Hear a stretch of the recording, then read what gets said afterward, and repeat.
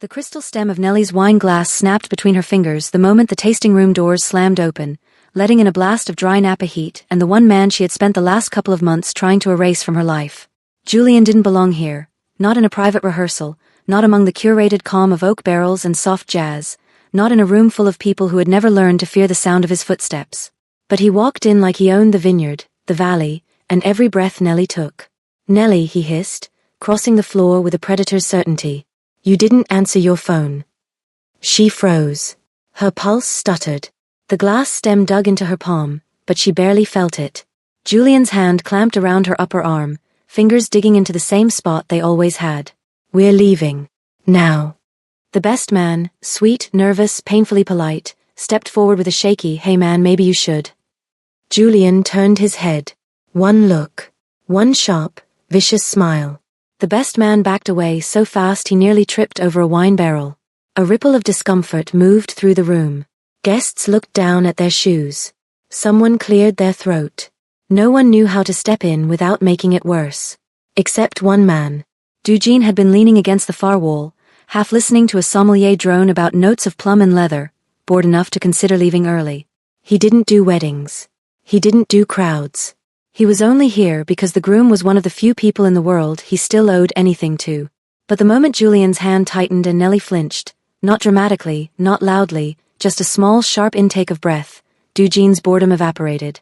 His head lifted. His eyes sharpened. The room shifted around him. He set his wine glass down with a soft, deliberate click. Julian didn't notice. Nellie did. A shadow moved across the polished floorboards, slow and unhurried, like a wolf stepping out of the tree line. Eugene stopped beside them, hands in his pockets, expression unreadable. He didn't raise his voice. He didn't posture. He didn't need to. "You're holding her too tightly," he said, tone almost conversational. Julian blinked, thrown off by the calm.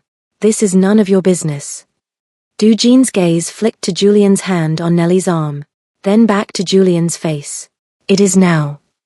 Something in his voice, the quiet, the certainty, the absolute lack of fear, made the air in the room thicken. Julian opened his mouth to argue. He never got the chance. Two men in tailored black appeared behind him, silent as shadows. Julian stiffened as they took him by the arms, lifting him off the ground with a smoothness that suggested long practice. Hey, put me down. Nellie, tell them." She didn't speak. She couldn't. Eugene didn't look at Julian again. He didn't need to. His men carried the struggling ex-fiancé out the service entrance, the door swinging shut behind them with a soft, final thud. Silence fell. Eugene turned to Nellie. "You're safe," he said quietly. Not a question. Not a reassurance. A fact. Nellie swallowed hard, her breath catching in her throat. "Who are you?" she whispered. Eugene's mouth curved, not into a smile, but into something far more dangerous. "A friend of the groom," he said. "And now it seems yours." The room didn't surge forward afterward. That was the first thing Nellie noticed once Julian was gone. Conversation resumed in fragments, too loud, too fast. Someone laughed a beat late. A server hurried to refill glasses as if wine could smooth over what had just happened. The oak and plum jazz drifted back in, polite and useless. Nellie stood exactly where Julian had left her, pulse hammering, fingers still clenched around the broken stem of her glass. Blood welled slowly in her palm. She barely felt it. A woman brushed past her shoulder. "Are you okay?" the woman asked, eyes flicking everywhere but Nellie's face. "Yes," Nellie said automatically. The lie tasted familiar. She wrapped her napkin around her hand, breathing through the tremor still working its way through her body. Fear lingered, but it hadn't won. What unsettled her more was the after. The quiet. The way the room had chosen comfort over intervention. Except for him. She turned. The man who had intervened hadn't moved far. He stood near the tasting bar now, one broad shoulder resting against reclaimed wood, fingers loosely curled around a wine glass he hadn't finished. He looked unimpressed. Not shaken. Not amped. Bored. Up close, he was worse, or better, than she'd thought. Tall. Solid. Dressed in black like it belonged to him. Not handsome in a comforting way, sharp, deliberate, the kind of face you noticed because it didn't ask permission. His presence bent the space subtly, the way deep water pulls without splashing. Their eyes met. Something in his gaze sharpened, as if he'd just noticed the cut on her hand. "Sit," he said quietly. It wasn't a command. It wasn't a question. It was practical. She found herself obeying, lowering into the nearest chair as he stepped closer. He took the napkin from her fingers without asking, examined the shallow slice, then motioned for a server with a look that brooked no delay. "Bandage," he said. The server nodded too quickly and disappeared. Nellie studied him while he worked, the calm efficiency, the complete absence of apology or explanation. This was not a man who checked in after acting. This was a man who acted because he'd already decided. "Thank you," she said finally. He glanced at her. "You don't need to thank me." That unsettled her more than anything else. Across the room, a sommelier resumed his soft monologue about tannins and leather notes, voice shaking slightly as if he were trying to convince himself the night was still under control. The man beside her didn't listen. Song Doo-jin noticed, distantly, how bad the wine still was. Too much oak. Overworked. Trying to impress people who didn't know the difference. He hadn't planned to stay long. Civilian weddings were like this. Pretty on the surface. Exhausting underneath. He was only here because the groom had once dragged him out of a soul alley with blood on his hands and a broken bottle at his feet. Debts like that didn't expire. Doo-jin had been calculating his exit when the sound cut through the room, a sharp, wrong intake of breath. That was when he'd looked up. Now, watching Nellie steady herself, fury banked but unbroken, his interest sharpened into something precise. Not because she was fragile. Because she wasn't. "You handled that better than most," he said. She let out a breath that almost became a laugh. "That's not a compliment I ever wanted." His mouth curved faintly, not a smile. Recognition. The server returned with a bandage. Doo-jin wrapped her hand with care that surprised her, firm, exact, respectful. When he finished, his fingers lingered for half a second longer than necessary. "You shouldn't have to disappear to feel safe." She met his eyes. Neither should anyone else. Something about that pleased him. The groom appeared moments later, pale and flustered, apology tumbling out in pieces. Doo-jin dismissed it with a glance. The issue was already handled. What mattered now stood in front of him. "I'm Song Doo-jin," he said. The name still meant nothing to her. The way the room subtly shifted when others overheard it did. "I'm Nellie," she replied. "I know." That should have frightened her. Instead, it grounded her. As the vineyard lights glowed warmer and the night closed ranks around the celebration, Nellie felt it, the quiet sense that something had been set in motion that wouldn't stop simply because the music had started again. And Doo-jin, watching her with measured intent, already knew. He wasn't leaving Napa when the wedding ended. Nellie didn't see Julian again that night.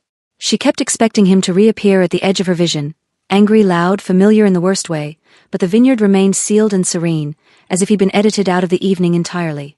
It was unsettling. Julian had never been subtle. His absence felt deliberate. Song Doo-jin stayed. Not beside her. Not hovering. Just present. He spoke briefly with the groom, a low exchange near the bar that ended with a relieved exhale and a hand clasped over Doo-jin's forearm. After that, people seemed to instinctively give him space. Conversations bent around him. Servers checked with him before making decisions that weren't his to make. Nellie noticed everything. She also noticed that when she drifted toward the terrace for air, he repositioned without looking like he had, never blocking her, never crowding her, just ensuring the shadows weren't empty. It should have made her nervous. Instead, for the first time since Julian walked in, she could breathe. "Are you leaving?" he asked when she returned inside, voice pitched low enough to feel private in a room full of people. "Not yet," she said. "I'm supposed to help with seating charts. Apparently that's my honor." His gaze flicked to the clipboard in her hand. "You're doing too much." She huffed a soft laugh. "That's been said before." He watched her for a beat, as if filing that away. "Come." She blinked. "Come where?" "Outside," he said. 5 minutes. It wasn't an order. He waited. Nellie hesitated, then nodded. 5 minutes felt reasonable. Necessary. They stepped onto the terrace, the night air cooler, scented with crushed grapes and earth. Rows of vines stretched out under soft uplighting, the valley hushed and golden. The music faded to a murmur behind them. Doo-jin leaned against the stone balustrade, eyes scanning the perimeter once before settling back on her. "Tell me his name," he said. "Julian." "And he's not invited." "No." Good. A pause. He won't be back. She studied his face, looking for bravado. Found none. Just certainty. Thank you, she said again, quieter this time. He inclined his head, accepting it now that the adrenaline had passed. You shouldn't have had to handle that alone. I usually do, she replied. People like to pretend they didn't see. Something dark flickered in his eyes. I don't. The weight of that settled between them, not romantic, yet, but grounding. Nellie hugged herself lightly against the chill. You hate weddings, she said, more observation than question. Yes. Wine tastings too? Especially wine tastings. That drew a smile from her, quick and surprised. You're at the wrong wedding then. I was, he said, before. She met his gaze. The silence stretched, comfortable in a way that felt earned rather than accidental. Inside, someone laughed loudly. A glass clinked. Life went on. I should go back, she said finally. He nodded. I'll walk you. He did, stopping a respectful distance from the doors. When she turned to thank him again, she found him already stepping back, giving her the choice without comment. Song Do-jin, she said, testing his name again. You don't know me. I know enough, he replied. And what's that? That you didn't break, he said simply. That matters.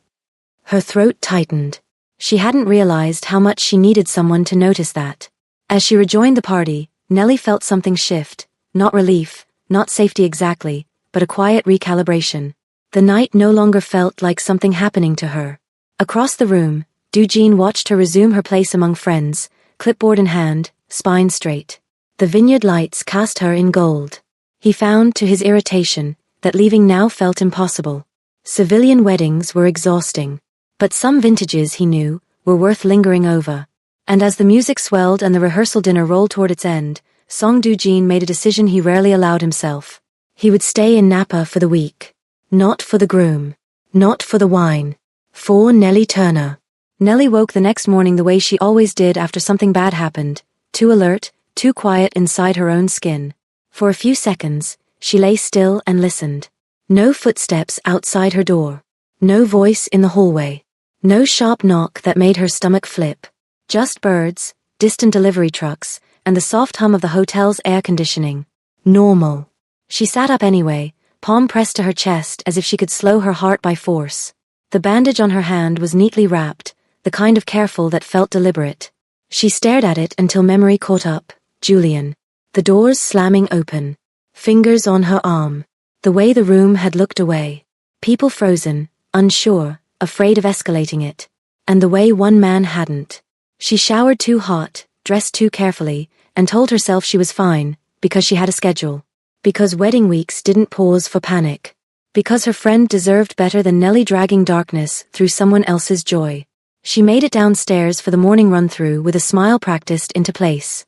The estate was even prettier in daylight. Sunlight over vine rows like brushed gold. White tents being raised on the lawn. Staff moving with quiet competence. The air smelled like citrus blossoms and damp soil. And Song Do-jin was already there. Not in the center. Not circulating like a guest. Near the edge, where he could see everything. He wore black again, of course he did, but in the sun it looked less like mourning and more like a declaration. He stood with his hands in his pockets, expression unreadable, as if the morning itself was something he didn't trust. Nellie's steps slowed before she could stop them. He turned his head slightly, gaze locking on her with the same calm precision as the night before. No surprise. Like he'd expected her.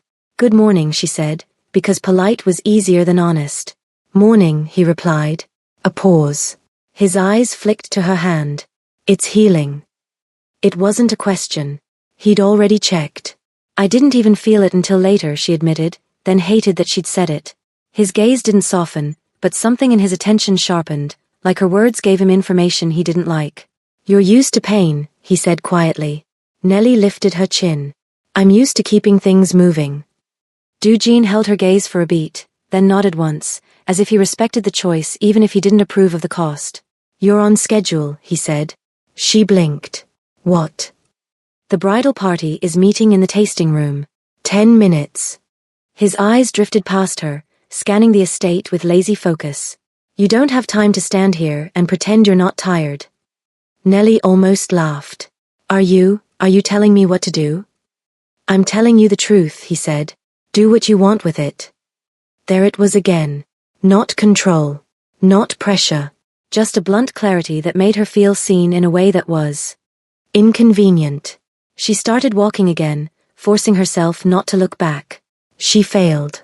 Eugene followed at a distance that never felt invasive and never felt accidental. The week unfolded in bright, expensive pieces. A welcome brunch under white umbrellas. A rehearsal on the lawn where the bride cried twice and laughed 3 times. A sunset dinner where the wine flowed and the guests spoke in warm tones about love like it was something uncomplicated. Nellie smiled through it. Worked through it. Held everything together the way she always did. And through all of it, Eugene stayed. Not glued to her side. Just there. At first she told herself it was coincidence. He was the groom's friend. He was obligated. He was the kind of man who could occupy a space without needing to interact with it. Then she noticed the pattern. Whenever she stepped away from the group, toward a quieter path, a restroom corridor, a terrace, Eugene repositioned. Not blocking her. Covering her. It made her skin prickle. Not with fear. With awareness. On the 3rd day, she found him alone at the edge of the vineyard, watching workers adjust lantern strings between posts. The sun was low, painting the vines amber. A breeze lifted the hem of her dress. He didn't turn when she approached, as if he'd known she was coming before she decided to. You're still here, she said, making it light. I decided to stay, he replied. For the groom, she guessed. Eugene's gaze slid to her, slow and steady. Not only. The words landed softly and still managed to hit her like impact. She inhaled. Forced herself to keep breathing. You don't talk much, she said. I talk when it matters. That sounds like a line, she muttered. It's a fact. She should have walked away. Instead, she stepped closer, drawn by the quiet gravity of him, the way being near him made the world feel less chaotic. Okay, she said, pushing. Then tell me something that matters. Eugene studied her for a moment, like he was deciding what she could handle. You're the kind of woman people try to reduce, he said, because it makes them feel larger. Nellie's throat tightened. That's not. It is, he cut in calmly. And you keep holding yourself upright anyway. Heat rose behind her eyes, fast and irritating. You don't know anything about me, she said. I know you flinched the other night, he replied. And you didn't fall. Silence stretched. The vineyard seemed to hold its breath. Nellie let out a shaky laugh that wasn't funny.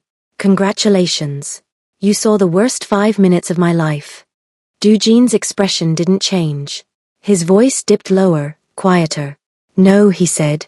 I saw the part of you that survived it. Her pulse stumbled. She didn't trust her voice, so she looked away, toward the vines, the lantern light, the soft beauty that didn't know how violent the world could be. Why do you care? She asked finally. Eugene's gaze stayed on her. Because I don't like men who think they can take. That answer should have been enough. It wasn't. Do you always get involved?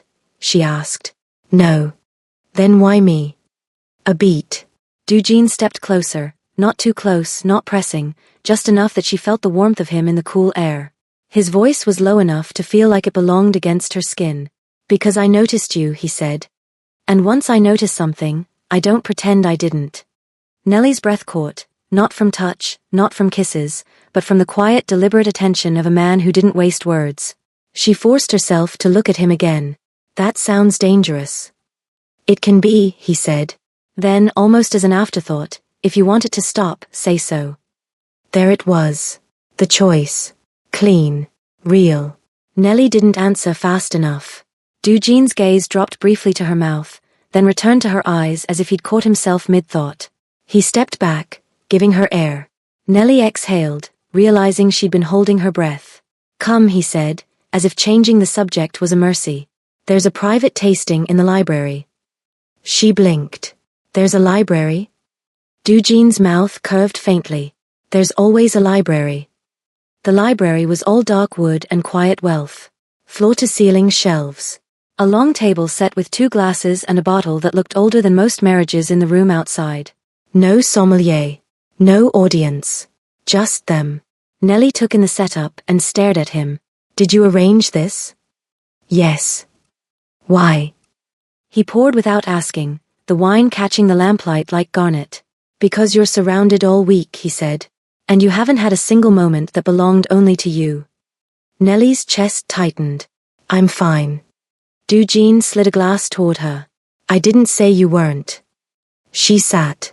The silence between them wasn't awkward.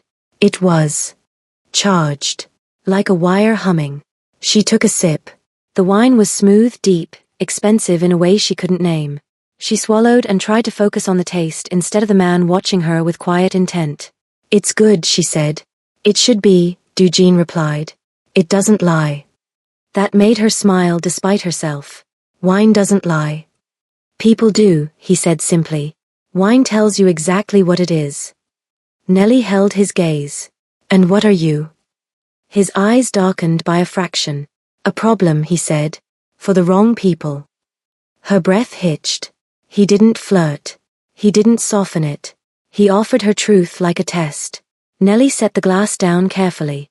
You said last night you were a friend of the groom. I am. That's not all you are. Dujin didn't deny it. He leaned back slightly, posture relaxed. But his attention never moved from her face. You want details? He asked. Nellie hesitated. She thought about Julian. About fear. About what curiosity cost. No, she said finally. I want honesty. Dujin's gaze held hers, steady as a blade. Then here's honesty, he said. Whatever he was to you. It's over. Nellie's throat tightened. It's been over. No, Dujin said, voice calm. It's over in the way it should have been. Final. Something cold slid down her spine. Final meant things. She tried to keep her voice light. You don't even know him. I know enough, he said again. Then quieter, I saw where his fingers were on you. Nellie's stomach flipped. She looked down at her bandaged hand. Dujin didn't reach across the table. He didn't touch her. He just held her in that quiet focus that made everything else feel far away. If you don't want me near you, he said, say it now. Nellie's pulse beat hard in her throat. She should have said yes. She should have protected herself from the implications of a man like him. Instead, she whispered, I don't want you to go. A beat. Dujin's gaze sharpened, something darker crossing his expression. Not triumph. Not hunger. Control. He stood, walked around the table, and stopped beside her chair. His hand came to rest lightly at the back of it, close enough to feel, not close enough to trap. Then I won't, he said. Nellie tilted her head back to look at him, breath shallow. What does that mean? It means, Dujin said, voice low, you finish this week in peace. She tried to swallow. Failed. And after? She asked. Dujin's eyes held hers, steady and unblinking. That depends on what you choose, he said. The answer should have felt safe. It didn't. It felt like standing at the edge of something deep. That night, back in her room, Nellie tried to sleep. She couldn't. Her phone buzzed at 1:13 a.m. Unknown number. A single message. I'm still in Napa. You can't hide. Her blood ran cold. Then before she could even type a response, another message appeared, this one from a different unknown number. Don't reply. Don't move. Look outside your door. Nellie's breath caught. She stared at the screen, pulse hammering, every instinct screaming at her to lock herself in the bathroom. Slowly, she stepped to the door and peered through the peephole. Two men stood in the hallway. Tailored black. Silent. Facing outward, like guards. Nellie's knees went weak. And in the quiet of her room, her phone buzzed one more time. This time, the name on the screen wasn't unknown. Song Dujin. She answered with shaking fingers. Hello. His voice came through low and calm, like it always did, like the world couldn't touch him. Stay inside, he said. I'm coming to you. Nellie's heart slammed against her ribs. Is Julian here? She whispered. A pause, brief, controlled. No, Dujin said. But he tried. And the way he said tried made the room feel suddenly terrifyingly small. Dujin didn't come to her room. That was the first thing Nellie noticed once the adrenaline stopped rattling her bones. He stayed in the hallway, kept his distance even now, his men posted with the same quiet precision as before. No knocking. No explanations. Just containment. By morning, the vineyard was peaceful again. Too peaceful. The wedding week concluded in a blur of sunlight and vows and champagne. Nellie smiled in photographs. She danced. She toasted love with a steady hand. If anyone noticed the way security had subtly multiplied, the way unfamiliar men lingered at the edges of every gathering, no one asked. Julian didn't reappear. Eugene never mentioned him. When it was time to leave Napa, Nellie told herself the intensity would stay behind with the vines and the lanterns. She hugged her friend and promised to visit. By the time the car crossed back into San Francisco, Napa already felt like a controlled dream, and she sighed with a quiet relief of someone returning to routine. Normal life would put things back in proportion. It didn't. Normal life didn't put anything back in proportion. San Francisco swallowed her up the way it always did. Fog, steel, schedules stacked too tightly, but the intensity followed her in quieter ways. Not as a presence she could point to. Not at first. She was 3 days back at work when she felt it. That familiar, subtle shift in the air. The sense that a room had recalibrated around someone who didn't need to announce himself. Nellie slowed outside a small cafe near her office, glass fogged from the inside, the late afternoon crowd thin and distracted. She almost kept walking. Then she looked up. Song Eugene sat by the window, coat draped neatly over the back of his chair, coffee untouched in front of him. He wasn't watching the street. He was watching her. You, she said, stopping short. He stood immediately, not rushing, not crowding. Nellie. Her pulse ticked up despite herself. Do you live here now? Part of the time, he said. I have business in San Francisco. That answer felt real, grounded, not an excuse. And this, she gestured lightly between them, is coincidence? His mouth curved faintly. I hoped I'd run into you. She studied him for a beat, searching for calculation, for orchestration. She found restraint. They talked for a few minutes, nothing heavy. Work. The city. How Napa already felt distant. He didn't ask where she was going next. Didn't suggest dinner. Didn't try to extend the moment past its natural end. When they parted, it felt almost normal. That should have been the end of it. It wasn't. They ran into each other again a few days later. Then again the week after that. A gallery opening. A quiet bar she liked after long days. Each time, the choice to stay and talk was hers. Only after she said yes to dinner did the world around her begin to shift. Reservations appeared, after she agreed. A car waited late one night, after she accepted the offer. Security tightened, after he asked if she'd be comfortable. The distinction mattered. He didn't insert himself into her life. He didn't touch her more than before. If anything, he touched her less. When they were together, his hands stayed deliberate, brief contact at her back through a doorway, his fingers brushing hers when he passed her a glass. Nothing that trapped. Nothing that lingered longer than she allowed. That restraint wasn't accidental. It was chosen. And it unsettled her more than force ever could. She told herself she should be relieved. She wasn't. Because the world around her started to change. It began subtly. A man standing across the street from her office for too long, pretending to check his phone. A car that followed her for 3 blocks before turning off abruptly. An unfamiliar face in her building's lobby that disappeared the moment she doubled back. Nothing happened. And that was the problem. Each time she felt the prickle of unease, it ended before it could become something worse, like a hand hovering just short of impact. When she finally confronted Eugene, her voice was tight with it. Something's wrong, she said. I keep almost running into trouble. His answer was calm. Too calm. Nothing reached you, he said. That's the point. Her stomach dropped. You knew. Yes. How? He didn't elaborate. He didn't need to. You're not imagining it, he added. You're just seeing the edges. The words landed heavy. So what happens when it stops being the edges? She asked quietly. Eugene met her gaze, expression steady. Then I stop it before you ever have to. And for the first time since Napa, Nellie understood what restraint really meant to a man like him. Not absence of control, but control held back, deliberately, constantly, until it was no longer optional. The city noticed him too. A West Coast power didn't move quietly into someone else's territory without consequences. Rivals tested the edges. Rumors circulated. A few names she didn't recognize stopped calling. A few familiar ones went suddenly cautious. Jean responded without spectacle. One meeting. One warning. One decisive correction. By the end of the week, the city had recalibrated around him. Nellie saw only the aftermath. Extra security. A harder line in his posture. The way his gaze tracked her surroundings with increased vigilance. Julian surfaced again, not in person, but in whispers. Lost job. Frozen accounts. Friends who stopped answering his calls. A mutual acquaintance mentioned his name once, then changed the subject too quickly.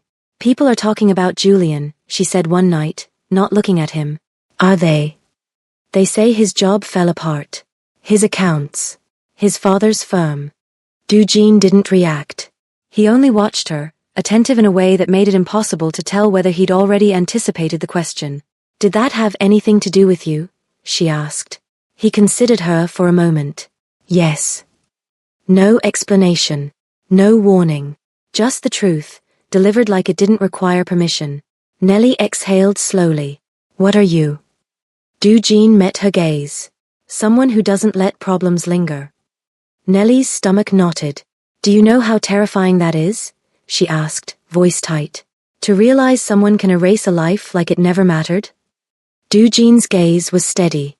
Do you know how terrifying it is to let someone who harms you keep breathing near your world? The air went still. If you want to walk away, he said, you can. No pursuit. No consequence. We started dating. Nothing more. She looked at him, really looked. At the danger. The discipline.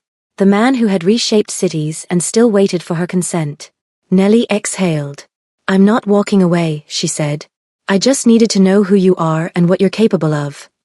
Jean nodded once. Acceptance, not triumph. They didn't speak again after that. The silence between them thickened, charged, until it felt like a third presence in the room.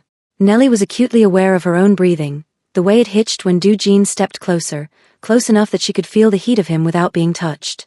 He lifted his hand slowly, deliberately, waiting. She nodded once. That was all it took. His fingers slid into her hair, not tugging, not claiming, just holding her there as he kissed her again. This time it wasn't measured. It was deeper. He didn't rush, but he didn't hold back either, and the restraint she'd felt all evening shifted into something heavier, more dangerous. She felt it in her knees first. In the way her body leaned into his before she consciously decided to. In the quiet sound she made when his mouth traced along her jaw, down her throat, learned her breathing. His hands followed, firm, sure, leaving no doubt about his attention, but never crossing the line without her moving first. Every time he paused, she closed the distance. Every time she hesitated, he waited. That was the fire. The slow, devastating awareness that nothing here was accidental. That every inch he took was offered. That every reaction he drew from her only made him more controlled, not less. By the time they reached the bed, the city outside felt unreal. The world had narrowed to heat and pressure and the way his body seemed to surround her without trapping her. She felt him tense beneath her hands, felt the effort it took for him to stay measured when everything in him was clearly straining toward more. Later, much later, she lay against him, skin warm, heart still racing, his arm heavy and secure around her waist. His thumb traced slow, absent arcs along her back, grounding, possessive without demand. The intensity hadn't faded. It had settled. Nellie pressed her face into his chest, breathing him in, aware that whatever this was between them now, it wasn't fragile. It wasn't fleeting. It was deliberate. And the knowledge of that, of how carefully he'd chosen her, of how fully she'd chosen him in return, was almost as overwhelming as the night itself. By morning, the city outside felt quieter. Not because it was safer. Because it understood the new order. And Nellie, lying beside him, understood something else entirely. She hadn't been pulled into his world. She had stepped into it, eyes open. Julian didn't lie quietly. Nellie learned that first, not from Jean, but from the way the city started whispering his name again, strained and distorted, like a rumor people didn't want to finish out loud. He'd been seen near Jean's territory. Too close. Too stupid. Too desperate to understand what kind of line he'd crossed.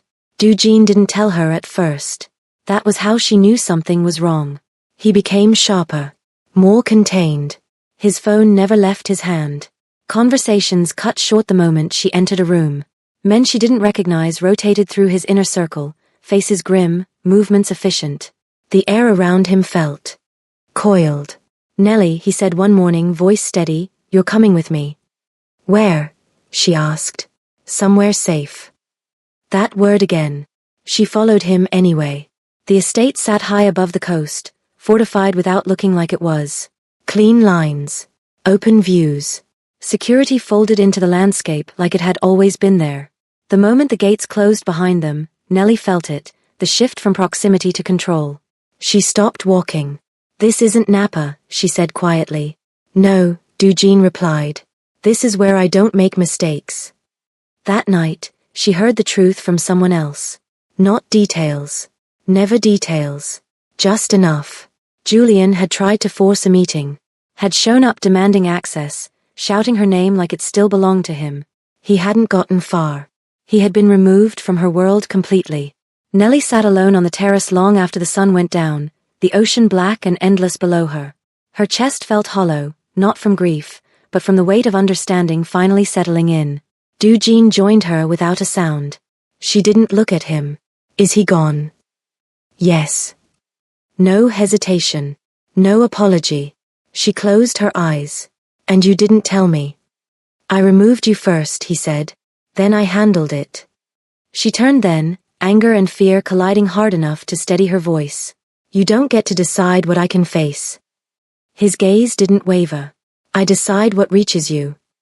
"That's not the same thing," she snapped. "No," he agreed quietly. "It's worse." The honesty knocked the breath from her. He stepped closer, not invading, not retreating. Exactly where she could see him clearly. "I don't leave my world," Dujin said. "But I don't walk away from what I choose to protect." The words were a declaration, not a threat. "And now?" she asked. "Now that I know?" He held her gaze, giving her what he hadn't before. "The choice still stands. You can walk away," he said. "Tonight. I won't follow. I won't interfere. What we had ends without consequence."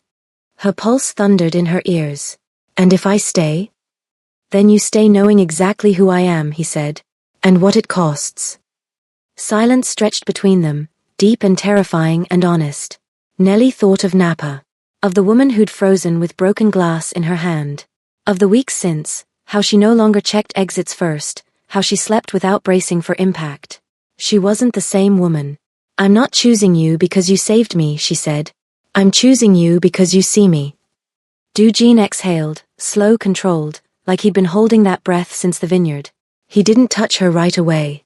When he did, it was careful, deliberate.